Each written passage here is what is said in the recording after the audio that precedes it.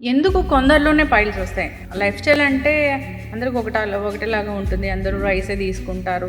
కానీ ఎందుకు కొందరిలోనే పైల్స్ వస్తాయి? మనకి ఎప్పుడైతే ఫిజికల్ యాక్టివిటీ చాలా తక్కువ ఉంటుంది, అంటే కొంతమంది sitting posture, sedentary life style ఉంటుంది. సెడెంటరీ లైఫ్ స్టైల్ అంటే ఓన్లీ కూర్చొని, ఇప్పుడు బ్యాంక్ జాబ్స్ ఉంటాయండి, కూర్చొనే చేస్తారు. ఐటీ జాబ్స్ ఉంటాయి, ఓన్లీ కూర్చొనే చేస్తారు. నిద్ర సరిగా పోకుండా లేట్ నైట్ 2 o'clock తినడం, 4 AM బిర్యానీ అని, మధ్యలో కొత్తగా 4 AM బిర్యానీ అని తినడం. మన మజిల్ బిల్డింగ్ కావాలి అంటే దానికి తగ్గట్టు ఫిజికల్ యాక్టివిటీ కూడా చేయాలి. కొంతమంది 6 eggs తిన్నా, నేను 10 eggs తిన్నా, 12 eggs తిన్నా, 10 ఎగ్గులు తింటే వర్కౌట్ చేయకపోతే మజిల్ బిల్డింగ్ ఎక్కడొస్తుంది? మలబద్ధకం డెవలప్ అవుతుంది. మలబద్ధకం డెవలప్ అయితే పైల్స్, ఫిషర్స్, ఫిష్లా డెవలప్ అయ్యే ఛాన్స్ ఉంటుంది. Welcome to RTV. సో జనరల్గా పైల్స్ ఇబ్బంది పెడుతూ ఉంటాయి. ఏజ్తో సంబంధం లేకుండా కూడా ఈ ప్రాబ్లం అనేది ఉంటూ ఉంటుంది. అయితే పైల్స్లో చాలా రకాలే ఉన్నాయి.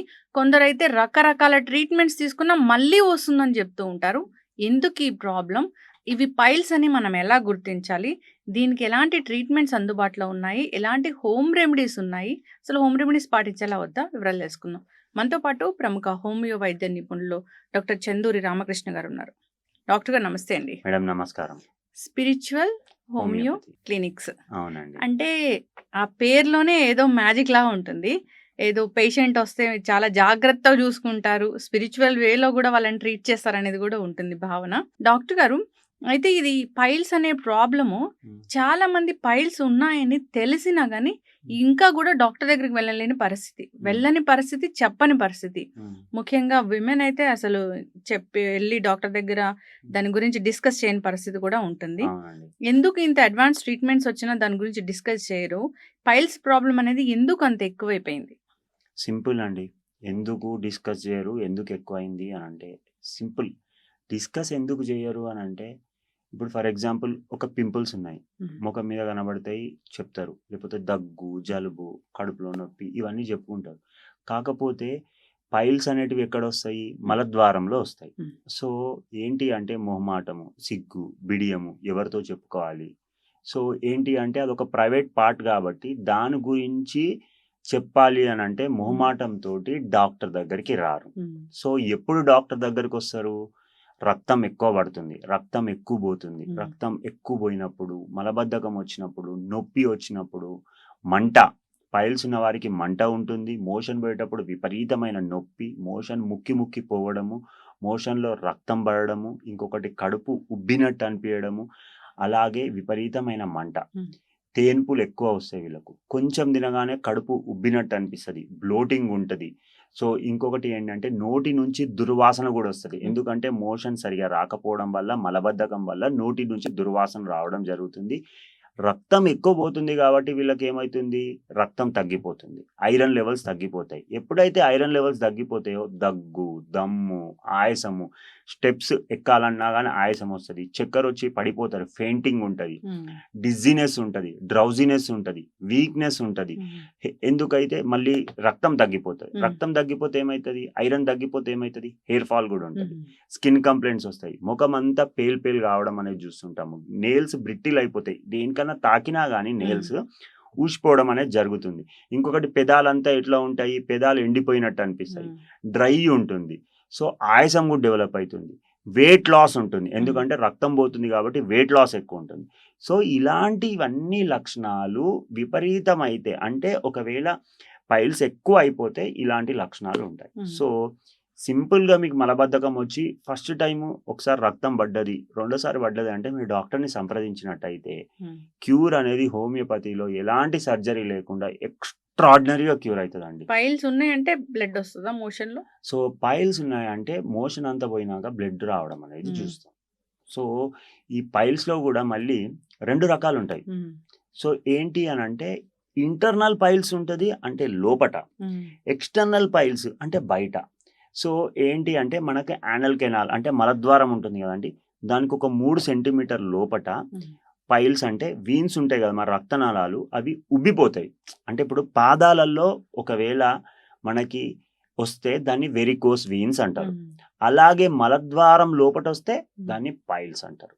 సో లోపట వస్తే ఇంటర్నల్ పైల్స్ అని, అలాగే బయట వస్తే ఎక్స్టర్నల్ పైల్స్. గుత్తిలాగా ఏదైనా చిన్న పాలిప్, ఒక ఏదో మనకు ఒక సిస్ట్ లాగా తాకుతూ ఉంటుంది, సో దాన్ని పైల్ అని అంటారు.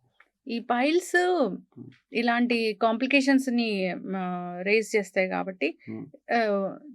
ట్రీట్మెంట్ అనేది చానా అవసరమే వీటికి. అవును. చాలా మంది కూడా ట్రీట్మెంట్ కోసం వెళ్లరు మీరన్నట్లుగా. అవును. ఎందుకంటే చెప్తున్నట్లుగా సర్జరీ అంటే భయపడతారు. అవును. సర్జరీ చేసినా మళ్ళీ వస్తాయి అనేది కూడా ఉంది. అవును. ఎందుకు డాక్టర్ గారు అట్లా ఉంది? సర్జరీ చేస్తే మళ్ళీ వస్తాయి. లేదా ఏదో థ్రెడ్స్‌గా వేయించుకున్నారు మళ్ళీ వచ్చినాయి. లాస్ట్ టైము ఒక వీడియోలో చూసాను నేను. హ్మ్. వేరే డాక్టర్‌ని చేసినప్పుడు హ్మ్. ఆ డాక్టర్‌కి రాసారనమాట. ఈ హ్మ్. ట్రీట్మెంట్ తీసుకున్నాము మళ్ళా పైల్స్ వచ్చినాయి అని కామెంట్స్ రాసారు. చాలా మంది రాస్తారు. అవును. అవును. అందుకే. అవును. మేడం సింపుల్ అండి. ఇప్పుడు ఉదాహరణకి మీకొక విషయం చెప్తాను. మనము చెట్టు ఉందండి. హ్మ్. చెట్టుకి పురుగొచ్చింది. హ్మ్. పురుగొస్తే ఆకులుంటాయి గదా! ఆకులంతా పురుగు పడతాయి. హ్మ్. మనం ఏం జేస్తాము? ఆకులు కట్ జేస్తాం. ఆకులు కట్ జేస్తే మళ్ళా పురుగొస్తదా? రాదా? హ్మ్. కానీ మనం ఏం జేస్తాం చాలామంది చెట్టు వేర్లలో మనం ఏం జేస్తాం? ఫర్టిలైజర్ ఏస్తాం. హ్మ్. పెస్టిసైడ్ ఏస్తాం. ఎందుకు వేర్లలో ఏస్తాము? వేర్లలో ఏస్తే ఆటోమేటిక్‌గా దాని నుంచి ఏమన్నా మనకి పురుగులు గానీ, ఇన్ఫెక్షన్ గానీ ఏమన్నా ఉంటే ఆటోమేటిక్‌గా క్యూర్ అనేది జరుగుతది. అప్పుడు ఆకులు మంచిగా వస్తాయి. అంతేగాని ఒక ఆకొచ్చిందని కట్ జేసి, ఇంకొక ఆకొచ్చింది కట్ జేసి, ఇంకో ఆకొచ్చిందని అప్పుడు మొత్తం చెట్టే తీయాల్సొస్తది. హ్మ్. సో, అలాగే మీకు ఎప్పుడైతే పైల్స్ ఉన్నాయో, ఆ పైలు ఉన్నదాన్ని కట్ జేస్తే అసలది ఎందుకు డెవలప్ అయింది? ఆ హ్మ్. వీన్ ఎందుకు ఎంగార్జ్ అయింది? ఆ వీను మనకు రక్తనాళాల్లో ఎందుకు వాపొచ్చింది? హ్మ్. వాపొచ్చిందని కట్ జేస్తే ఇంకో వీన్ వాపొస్తది. హ్మ్. ఇంకొకటి కట్ జేయాల్సొస్తది. కానీ ఎందుకు వాపొచ్చింది? అది మనము అడ్రెస్ జేస్తే హ్మ్. ఆటోమేటిక్‌గా క్యూర్ అనేది జరుగుతది. హ్మ్. సో, మీరు ఎండ్ ప్రొడక్ట్‌ని కట్ జేస్తే క్యూర్ అనేది జరగదు. సర్జరీ జేస్తే మీ లోపట ఉండేది అలానే ఉండిపోతది. హ్మ్. సో, ఏంది అంటే బ్లడ్ ఫ్లో అనేది రిటర్న్ అనేది అగెయిన్స్ట్ ద గ్రావిటీ పోవాలి. ఇప్పుడు మన రక్తనాళాల్లో. ఎప్పుడైతే against the gravity blood flow అనేది సరిగ్గా పోవట్లేదో, ఏమన్నా మనకి ఏందంటే ఒక కొలెస్ట్రాల్ డెవలప్ అయ్యి, దాని లోపట ఏమైనా ఇన్ఫెక్షన్ డెవలప్ అయ్యి, మూవ్‌మెంట్ సరిగ్గా లేకపోతే ఆడ బ్లడ్ జామ్ అయిపోయి ఆటోమేటిక్‌గా మీకు పైల్స్ లాగా వస్తది. మీరు హ్మ్. కట్ జేస్తే క్యూర్ కాదు. హ్మ్. మళ్ళీ వచ్చే ఛాన్సెస్ ఉంటది. హ్మ్.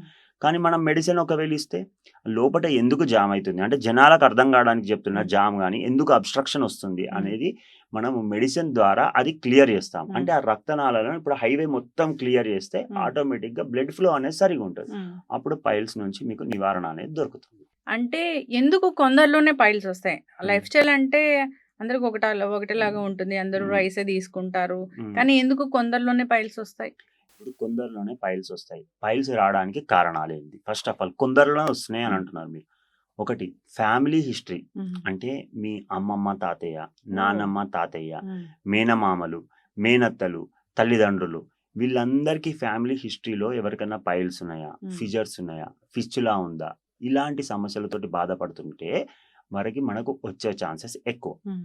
అలాగే వచ్చే ఛాన్సెస్ అలాగని జెప్పేసి ఒక తండ్రికి నలుగురు కొడుకులుంటే, నలుగురు కొడుకులకి పైల్స్, ఫిషర్స్, ఫిస్టులా వస్తది అననేది ఏం లేదు. హ్మ్. సో, ఏంటి అంటే ఫ్యామిలీ హిస్టరీలో ఉంటే వచ్చే ఛాన్సెస్ ఎక్కువ. హ్మ్. First point. రెండోది మనకెప్పుడైతే ఫిజికల్ యాక్టివిటీ చాలా తక్కువ ఉంటది. అంటే కొంతమంది sitting posture sedentary life style ఉంటది. హ్మ్. సెడెంటరీ లైఫ్ స్టైల్ అంటే ఓన్లీ కూర్చొని ఇప్పుడు బ్యాంక్ జాబ్స్ ఉంటాయండి. హ్మ్. కూర్చొనే జేస్తారు. ఐటీ జాబ్స్ ఉంటాయి. ఓన్లీ కూర్చొనే జేస్తారు. ఇంకా చాలామంది ఆఫీస్‌లలో సీఈఓలో గాని ఇట్లాంటివి చాలామంది కూర్చొని హ్మ్. డాక్టర్స్ గూడా ఉంటారు.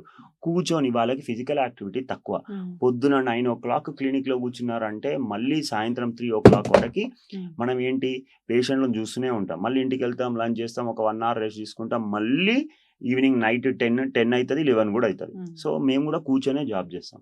సో, ఇలా ఫిజికల్ యాక్టివిటీ తక్కువ ఉండి సెడెంటరీ లైఫ్ స్టైల్ ఉన్న వారికి ఇప్పుడు డ్రైవర్స్ ఉంటారు, క్యాబ్ డ్రైవర్స్ ఉంటారు, ఆటో డ్రైవర్స్ ఉంటారు, అలాగే లారీ డ్రైవర్స్ ఉంటారు, బస్ డ్రైవర్స్ ఉంటారు. వీళ్ళెప్పుడు పొద్దున్నుంచి నైట్ షిఫ్ట్‌లు గూడా డ్రైవింగ్ చేస్తూ ఉంటారు. హ్మ్. సో, ఇలాంటి వారికి సెడెంటరీ లైఫ్ స్టైల్ ఉన్న వారికి వచ్చే ఛాన్సెస్ ఎక్కువ.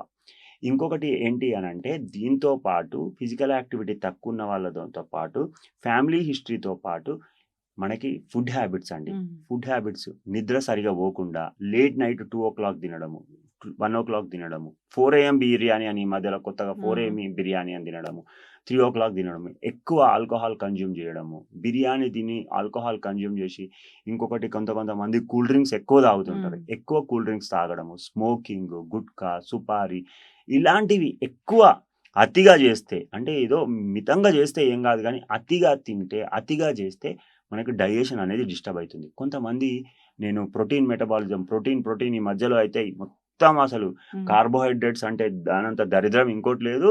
ప్రోటీనే మొత్తం మంచిది ఆరోగ్యానికి అంటారు. యాక్చువల్‌గా అలా గాదు. మన శరీరానికి కార్బోహైడ్రేట్స్ గావాలి, ఫ్యాట్స్ గావాలి, ప్రోటీన్స్ గావాలి. కానీ ప్రోటీన్ అనేది మజిల్ బిల్డింగ్‌కి, స్ట్రెంథింగ్‌కి, మన ఎనర్జీ కోసం ప్రోటీన్ అనేది ఎక్కువ గావాలి. సో, ప్రోటీన్ ఎక్కువ తీసుకుంటే ఆరోగ్యానికి మంచిదే. కానీ అతిగా తీసుకుంటే మంచిది గాదు. ఎప్పుడైతే అతిగా తీసుకుంటామో మన మజిల్ బిల్డింగ్ గావాలి అంటే దానికి తగ్గట్టు ఫిజికల్ యాక్టివిటీ కూడా చేయాలి. కొంతమంది 6x తిన్నా, నేను 10x తిన్నా, 12x తిన్నా. ఇప్పుడు 'బాహుబలి' సినిమా కోసం 'ప్రభాస్' 10 ఎగ్గులు తిన్నాడు, 12 ఎగ్గులు తిన్నాడు అని అంటారు. సో, 'ప్రభాస్' తిన్నాడు అని మీరు తింటే 'ప్రభాస్' చాలా ఫిజికల్ యాక్టివిటీ ఎక్సర్సైజ్ చేస్తాడు, జిమ్ చేస్తాడు, యోగా చేస్తాడు. వాళ్ళకి చాలా ఫిజికల్ వర్కౌట్స్ చాలా చేస్తారు వాళ్ళు. సో, మనం ఇక్కడ 10 ఎగ్గులు తింటే వర్కౌట్ చేయకపోతే మజిల్ బిల్డింగ్ ఎక్కడొస్తుంది? సో, డైజెషన్ అనేది సరిగా కాదు. అప్పుడు ప్రోటీన్ ఎక్కువ తీసుకున్నప్పుడు ఫిజికల్ యాక్టివిటీ ఎక్కువ చేయాలి, వర్కౌట్స్ ఎక్కువ చేయాలి, యోగా చేయాలి, ప్రాణాయామ చేయాలి. అప్పుడు ఏమైతది? డైజెషన్ సరిగా అయితది. ఎప్పుడైతే జీర్ణక్రియ బాగుంటుందో గ్యాస్ట్రిక్ సమస్యలు రావు. ఎప్పుడైతే డైజెషన్ బాగుంటుందో గ్యాస్ట్రిక్ సమస్యలు రావు. ఎప్పుడైతే డైజెషన్ బాలేదో మలబద్ధకం డెవలప్ అయితుంది. మలబద్ధకం డెవలప్ అయితే పైల్స్, ఫిషర్స్, ఫిస్టులా డెవలప్ అయ్యే ఛాన్స్ ఉంటుంది. ఈ వీన్స్‌లో నుంచి కూడా స్టాసిస్ అనేది డెవలప్ అయితుంది. ఫిజికల్ యాక్టివిటీ ఎక్కువ ఉంటే ఇప్పుడు చూడండి మేడం, మీరు ఎక్కడన్నా ఒక బైక్ ఉంది. ఆ బైక్ మనం ఒక 2 మంత్స్, 3 మంత్స్ వాడకపోతే లాక్ ఓపెన్ చేయాలన్నా టఫ్ అయితది. మనం ఏం చేస్తాం? ఆయిల్ పోస్తాం. ఆయిల్ పోసి లాక్ ఓపెన్ చేస్తాం. అలాగే ఎప్పుడైతే మనకు ఫిజికల్ యాక్టివిటీ లేదో బ్లడ్ ఫ్లో అనేది కరెక్ట్‌గా ఉండదు. మీరు ఎప్పుడైనా ఎక్సర్సైజ్ చేసినప్పుడు, మంచిగా ఫిజికల్ యాక్టివిటీ చేసినప్పుడు ఆయాసము, మనకు హార్ట్ బీట్ అనేది వినబడుతుంటది. మనకు చెమటలొస్తాయి. బ్లడ్ ఫ్లో అనేది సరిగా ఉంటది. సర్క్యులేషన్ సరిగా ఉంటది. యోగా చేసినప్పుడు కూడా మనం ఇన్‌హేల్, ఎక్స్‌హేల్ ఎక్సర్సైజ్ చేసినప్పుడు బ్లడ్ ఫ్లో అనేది సరిగా ఉంటది. సో, ఇక్కడ పైల్స్‌లో ఏంటి అనంటే బ్లడ్ ఫ్లో అనేది సరిగా ఉండాలి. అంటే ఫిజికల్ యాక్టివిటీ బాగుండాలి. అందువల్లే ఎవరైతే ఫిజికల్ యాక్టివిటీ తక్కువ ఉంటదో, ఫ్యామిలీ హిస్టరీ ఉందో, ఎవరికైతే ఇలాంటి సెడెంటరీ లైఫ్ స్టైల్స్ ఉన్నాయో, ఎవరైతే ఫుడ్ హ్యాబిట్స్ బాలేవో వాళ్ళలో పైల్స్ ఎక్కువ చూస్తాం మనం. ఓకే. పైల్స్ వచ్చాయి. అయితే పేషెంట్ మీ దగ్గరికే వచ్చారన్నప్పుడు ట్రీట్మెంట్ అంటే ఎలా ఉంటుంది డాక్టర్ గారు? Simple madam. హోమియోపతి ట్రీట్మెంట్ ఎలా ఉంటుందంటే ఫస్ట్ రాగానే మేము పేషెంట్ క్యాబిన్‌లో ఎంటర్ అయితున్నప్పటి నుంచి అబ్జర్వ్ చేస్తాం. ఎలా అంటే కొంతమంది ఫాస్ట్‌గా వచ్చి కూర్చుంటారు. కొంతమంది మెల్లిగా వచ్చి కూర్చుంటారు. కొంతమంది క్యాబిన్ మొత్తం అబ్జర్వ్ చేస్తారు. సో, కొంతమంది వచ్చి కూర్చున్నాక ప్రశ్న అడుగుతూనే జవాబు చెప్తారు. కొంతమంది వాళ్ళే స్టార్ట్ చేసి చెప్తూనే ఉంటారు. కొంతమంది చెప్పిందే మళ్ళీ మళ్ళీ చెప్తారు. చెప్పిందే మళ్ళీ మళ్ళీ చెప్తారు. కొంతమంది ఏం చెప్తారు? ఒక ప్రాబ్లమ్ చెప్తారు. ఫస్ట్ పైల్స్ గురించి చెప్తారు. తర్వాత దగ్గు గురించి చెప్తారు. తర్వాత నాకు పింపుల్స్ వచ్చినాయి అని చెప్తారు. అంటే అనార్గనైజ్డ్‌గా చెప్తారు. కొంతమంది నాకు పైల్స్ వచ్చినాయండి. దానికి ముందు కాన్‌స్టిపేషన్ ఉండేయండి. దానికి ముందు జీర్ణ సమస్యలు బాలేవండి. దానికి ముందు నాకు ఆస్తమా ఉండే ఒక పద్ధతిలో చెప్తారు. సో, ఇలాగా ఆర్గనైజ్డ్‌గా చెప్పే వాళ్ళకి ఒక మెడిసిన్ ఇస్తాము. ఒక టాపిక్ చెప్తారు. ఆ టాపిక్ నుంచి వేరే టాపిక్ వెళ్ళిపోతారు. ఆ టాపిక్ నుంచి ఇంకో టాపిక్‌కి వెళ్తారు. వాళ్ళకి వేరే మెడిసిన్ ఇస్తాం. ఫాస్ట్‌గా క్యాబిన్‌లోకి ఎంటర్ అయ్యి వచ్చి కూర్చున్న వాళ్ళకి ఒక మెడిసిన్ ఇస్తాం. సైలెంట్‌గా ఎక్కువ మాట్లాడకుండా ఉండేవారికి ఒక మెడిసిన్ ఇస్తాం. అట్లా కూడా ఉంటదా? తక్కువ మాట్లాడే వారికి వేరే మెడిసిన్ ఇస్తాం. ఇంకొకటి ఫ్యామిలీ హిస్టరీ, లావున్నాడా, సన్నగా ఉన్నాడా, పొడుగున్నాడా, పొట్టిగున్నాడా, దాహం ఎక్కువుందా, దాహం తక్కువుందా, వేడి తట్టుకోలేరా, చలి తట్టుకోలేరా, కోపం ఎక్కువుందా, కోపం తక్కువుందా, ఆవేశం ఎక్కువుందా, ఆవేశం తక్కువుందా, మృదు స్వభావి అంటే సెన్సిటివ్ పీపులా, లేకపోతే కోపము, పొగరు ఇలాంటివి ఎక్కువనా, ఈర్ష్య, జెలసీ ఇలాంటివి ఎక్కువ ఉన్నాయా?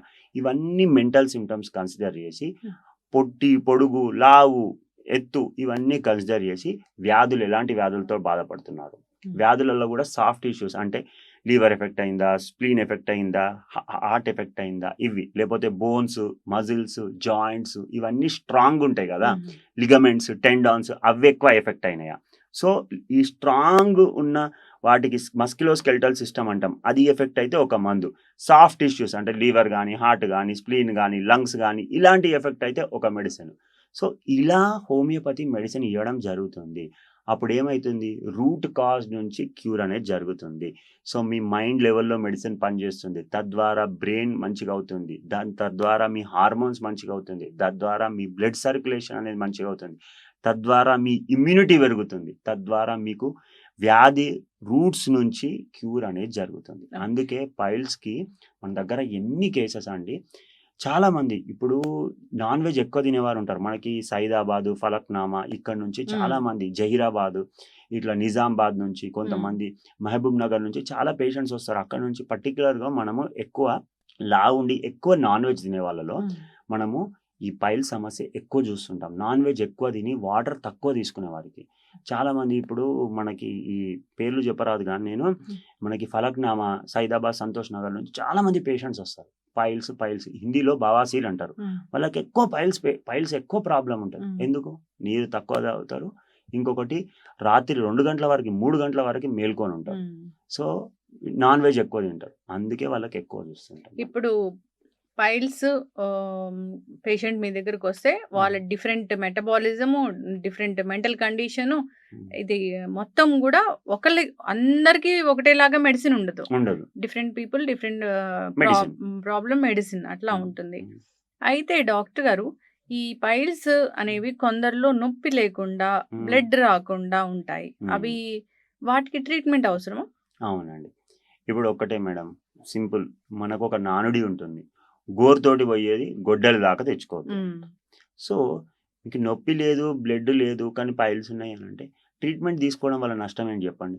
ఒకవేళ ట్రీట్మెంట్ తీసుకోలేదు, అది దినదినం ఏమవుతుంది, వరుస అయిపోయి ఫ్యూచర్లో బ్లడ్ రావడం జరుగుతుంది. తర్వాత గుత్తుల్లాగా మల్టిపుల్ పైల్స్ డెవలప్ అయ్యే ఛాన్స్ ఉంది. సో నేనంట స్టార్టింగ్లోనే ప్రాబ్లం ఉన్నప్పుడు మీకు తెలిస్తే ఎలా తెలుస్తుంది? కొలనోస్కోపీ చేస్తారు, ప్రోక్టోస్కోపీ చేస్తారు. మోషన్ పోయేటప్పుడు కొంచెం నొప్పి వస్తుంది, అడప అప్పుడప్పుడు నొప్పి వస్తుంది. లేకపోతే తిన్నది అజీర్తి, అంటే తినగానే కడుపు ఉబ్బినట్టు అనిపిస్తుంది. తేన్పులు ఎక్కువ వస్తున్నాయి. మలబద్ధకం సమస్య, ఫ్రీక్వెంట్గా మలబద్ధకం. సో మీకు ఏంటి అని తెలిస్తే, కొంచెం స్టార్టింగ్ లెవెల్లో ఉన్నప్పుడు, ఫస్ట్ గ్రేడ్లో ఉన్నప్పుడు ఏమవుతుందండి, ఇప్పుడు మనకు షర్ట్ మీద ఒక మరక ఉంది, కొంచెం చిన్న మరక ఉన్నప్పుడే మనం క్లీన్ చేసేస్తే ఏమైపోతుంది, ఆటోమేటిక్గా క్యూర్ అనేది జరుగుతుంది. సో అంటే క్లీన్ అనేది జరుగుతుంది. ఇక్కడ కూడా అంతే, చిన్నగా ఉన్నప్పుడు సమస్య మనం తీసేస్తే తగ్గిపోతుంది, కానీ పెద్దగా అయినాక మనం ఏమీ చేయలేము. సో ముందుగానే గుర్తించి ట్రీట్మెంట్ తీసుకోవడం అవసరము. ఏదైనా కొంచెం అబ్నార్మల్గా అనిపిస్తే డాక్టర్ దగ్గరికి వెళ్ళాల్సిందే. హోమియోలో దీనికి చాలా చక్కటి పరిష్కారం ఉంది. అంటే అందరికీ వచ్చిన వాళ్ళందరికీ ఒకటేలాంటి సర్జరీ ఉండదు, ఒకటేలాంటి మెడిసిన్ కూడా ఉండదు. సో ఈ మెడిసిన్ చాలా చక్కటిది, ఇది సైడ్ ఎఫెక్ట్స్ లేనిది. సో సంప్రదించాలని కోరుకున్న ఇబ్బంది పడుతున్న వాళ్ళు ఎవరైనా, ఇప్పుడు ప్రెగ్నెంట్ ఉమెన్ కూడా డెలివరీ తర్వాత కూడా ఇలాంటి ప్రాబ్లం చూస్తారు కదా, ప్రెగ్నెన్సీలో కూడా చూస్తారు కదా మేడం. ప్రెగ్నెన్సీలో పైల్స్ ఎక్కువ చూస్తాం, ఎందుకంటే ప్రెగ్నెన్సీలో చాలా హార్మోన్ ఫ్లక్చుయేషన్స్ ఉంటాయి. సో ఎందుకు చూస్తాము? మంచి క్వశ్చన్ మేడం, ఎక్స్ట్రాడినరీ క్వశ్చన్. ఎందుకంటే చాలామంది ప్రెగ్నెన్సీలో పైల్స్ సమస్య, ప్రెగ్నెన్సీలో షుగర్ సమస్య, ప్రెగ్నెన్సీలో థైరాయిడ్ సమస్య. మీరు చూస్తున్నారా, ప్రెగ్నెన్సీలో నాకు షుగర్ వచ్చింది, జెస్టేషనల్ డయాబెటీస్ అని అంటారు. సో ప్రెగ్నెన్సీలో నాకు థైరాయిడ్ వచ్చింది, తర్వాత నార్మల్ ఉంది. ప్రెగ్నెన్సీలో నాకు పైల్స్ వచ్చింది, తర్వాత నార్మల్. ఎందుకంటే ప్రెగ్నెన్సీలో చాలా హార్మోన్ చేంజెస్ అవుతాయి. సో ప్రెగ్నెన్సీలో ఏంటి అని అంటే మనం ఒకటే దగ్గర ఉండాల్సి వస్తుంది, రెస్ట్ తీసుకోమంటారు, యాక్టివిటీ తక్కువ ఉంటుంది. సో ఇంకొకటి, ఫస్ట్ టైం ప్రెగ్నెన్సీలో ఉన్నప్పుడు చాలా ఇరిటేషన్, హార్మోన్ ఫ్లక్చుయేషన్స్ ఇవన్నీ ఉంటాయి. సో ప్రెగ్నెన్సీలో ఏమైతాయి అంటే ప్రొజెస్ట్రాన్, ఈస్ట్రోజన్ హార్మోన్స్ ఫ్లక్చుయేషన్స్ చాలా చూస్తుంటాం. ఎప్పుడైతే ప్రొజెస్ట్రాన్ పెరిగి ఈస్ట్రోజన్ అనే హార్మోన్ తగ్గిపోయింది అనుకోండి, ఆటోమేటిక్గా శరీరంలో కొల్లాజిన్ అనేది తగ్గిపోతుంది. కొల్లాజిన్ తగ్గిపోతే ఏమవుతుంది అని అంటే ఆటోమేటిక్గా మనకి ఎలాస్టిసిటీ అనేది తగ్గిపోతుంది. సింపుల్. ఇప్పుడు ముఖం మీద రింకుల్స్ వస్తాయా మేడం? అలాగే ఎందుకు వస్తాయి? కొల్లాజిన్ కావాలి. ఇప్పుడు చాలా మంది కొల్లాజిన్ అని చాలా తీసుకుంటారు, సప్లిమెంట్స్ తీసుకుంటారు. ఎందుకు? నేను యంగ్ కనబడాలని. కొల్లాజిన్ ఏం చేస్తుంది? రింకుల్స్ రాకుండా, వీక్ కాకుండా మంచిగా కనబడే చూస్తుంది. ఎప్పుడైతే మన శరీరంలో, ఇప్పుడు అది స్కిన్ పైన, అది ఒకవేళ ఇంటర్నల్గా కొల్లాజిన్ తగ్గిపోయింది అనుకోండి, ఎలాస్టిసిటీ అనేది తగ్గిపోతుంది. సో ఆటోమేటిక్గా ఏమవుతుంది, వీన్స్ ఇట్లా వాపులు వచ్చేస్తాయి. అంటే ఈస్ట్రోజన్ హార్మోన్ తగ్గడం వల్ల కూడా కొన్ని సందర్భాలలో మీకు పైల్స్ వచ్చే ఛాన్స్ ఉంటుంది. అందుకే ప్రెగ్నెన్సీలో ఈ హార్మోన్ ఫ్లక్చుయేషన్స్ ఉంటుంది కాబట్టి పైల్స్ వచ్చే ఛాన్స్ ఉంటుంది. ప్రెగ్నెన్సీ అయిపోయినాక మళ్ళీ హార్మోన్స్ అన్ని నార్మల్ అవుతాయి కాబట్టి పైల్స్ నుంచి వాళ్ళకి రిలీఫ్ దొరుకుతుంది. ఓకే, అలాగండి. అప్పుడు డెలివరీ తర్వాత కూడా ఉంది అన్నప్పుడు సంప్రదిస్తే ట్రీట్మెంట్ అనేది ఇలా ఉంటుంది డాక్టర్ గారు? ఖచ్చితంగా ఉంటుందండి. గ్రేడ్ 4 పైల్స్ కూడా నా దగ్గర క్యూర్ అయిన కేసెస్ చాలా ఉన్నాయి. ఎక్స్టర్నల్ కానీ, ఇంటర్నల్ కానీ బ్లీడింగ్తో. కాకపోతే గ్రేడ్ 4 వాళ్ళకి టైం ఎక్కువ పడుతుంది, మెల్లమెల్లగా క్యూర్ అవుతుంది. అదే 1 గ్రేడ్ 2 గ్రేడ్ 3 అయితే ఈజీగా క్యూర్ చేయొచ్చు. ఏదైనా నోట్ నుంచి తీసుకునే మందులేనా డాక్టర్ గారు? ఆయింట్మెంట్స్ అలాంటివి ఏమైనా ఉంటాయి? ఆయింట్మెంట్ అప్లై చేయొద్దండి. ఆయింట్మెంట్ నేను అదే చెప్తున్నా మీకు, బయటికి కనబడేది దానికి అప్లై చేస్తే ఎలా తగ్గుతుంది, దాన్ని కట్ చేస్తే ఎలా తగ్గుతుంది, ఆ హార్మోనల్ ఇంబ్యాలెన్స్ అయినా గానీ, కొల్లాజెన్ ప్రాబ్లమ్ ఉన్నా గానీ, కాన్‌స్టిపేషన్ మలబద్ధకం సమస్య వల్లొచ్చినా గానీ, లేకపోతే ఇంకా ఏ ఇష్యూస్ వల్లొచ్చినా గానీ, మెడిసిన్ ఏస్తే ఏమైతది అనంటే, ఆ రక్తనాళాల్లో బ్లడ్ ఫ్లో అనేది సరిగ్గా జరుగుతది. మీకు జనాలకు అర్థం కావడానికి చెప్తున్నా. దాని లోపట ఏమైనా చెత్త పేరుకుపోయింది. ఫర్ ఎగ్జాంపుల్ కొలెస్ట్రాల్ పేరుకుపోయింది. లేకపోతే ఏమన్నా ఇంత ఉన్న రక్తనాళం ఇంత అయిపోయింది. సో, మీకు బయటికి ఇట్లా బొడపలాగా వచ్చింది. ఇది కట్ చేస్తాము. కానీ రక్తనాళం సన్నగానే ఉంటది. మళ్ళా అదే ప్రాబ్లమ్ మళ్ళా బయటికొస్తది. నేనేమంటున్నా మీకు ఇట్లా బయటికొచ్చింది ఇట్లా కట్ చేయడం కాదు. ఇది ఎందుకు జామ్ అయింది? ఇది నార్మల్ అయ్యేలా చేస్తాం మన మెడిసిన్ తోటి. ఎప్పుడైతే ఇది నార్మల్ అయిపోతదో ఆటోమేటిక్‌గా బ్లడ్ ఫ్లో సరిగుంటది కాబట్టి ఇట్లా బయటికి రాదు. సో, మనం ఇట్లా బయటికొచ్చింది ఇది కట్ జేస్తే, ఇది మాత్రం నారోగున్నది. ఇది ఎట్లా క్యూర్ జేస్తాము? మళ్ళా కొన్ని రోజులైనంక మళ్ళా బయటికొస్తది ప్రెషర్ వల్ల. సో, మనం ఏం జేస్తాము? ఈ రక్తనాళాన్ని క్లియర్ జేస్తాము మెడిసిన్ ద్వారా. అదే హోమియోపతి యొక్క బ్యూటీ. యెస్. చక్కటి వివరణ డాక్టర్ గారు. అందరూ ఫాలో అవ్వాలని కోరుకుందాం. హోమియో వైద్యం అంటేనే రూట్ కాజ్ ఏంటి తెలుసుకొని దాన్ని ట్రీట్ చేస్తారు. సో, హ్మ్. దానివల్ల ఏందంటే ఉన్న జబ్బు తగ్గిపోతుంది. ముందు ముందు ఇలాంటి ఇష్యూస్ గూడా రాకుండా ఉంటాయి. హ్మ్. సో, ఎవరైనా ఇబ్బంది పడుతున్న వాళ్ళు, ఇంకా వెళ్ళలేదు డాక్టర్ దగ్గరికి అనుకున్న వాళ్ళు, లేదా ట్రీట్‌మెంటు, సర్జరీలంటే భయపడే వాళ్ళు ఒకసారి కాంటాక్ట్ చేయాలని కోరుకుందాం డాక్టర్ గారు. చాలా చక్కటి ఇన్ఫర్మేషన్ అండి. ధన్యవాదాలు. నమస్తే మేడం. Thank you.